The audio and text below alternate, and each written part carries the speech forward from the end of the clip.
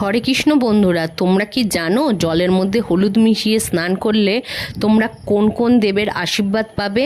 যদি না জেনে থাকো তাহলে আমি বলছি, শোনো। হলুদ যখন সকালবেলা স্নান করবে তোমরা তখন এক চিমটে হলুদ বা একটুকুনি হলুদ জলের মধ্যে গুলিয়ে নেবে। সেই জলে স্নান করলে তোমরা বৃহস্পতি আর বিষ্ণু দেবের আশীর্বাদ সব সময় পাবে। এটা তোমরা সব সময় করবে যখনই স্নান করবে।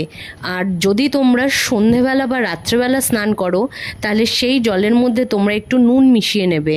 সেই নুন জলে যখন তুমি স্নান করবে তোমার মধ্যে যত নেগেটিভিটি আছে, যত খারাপ জিনিস আছে, সব সেই নুন জলে স্নান করার ফলে ধুয়ে বেরিয়ে যাবে।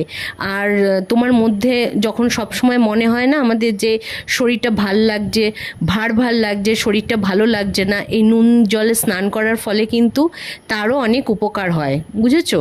তো চলো তাহলে আজকের মতন টাটা।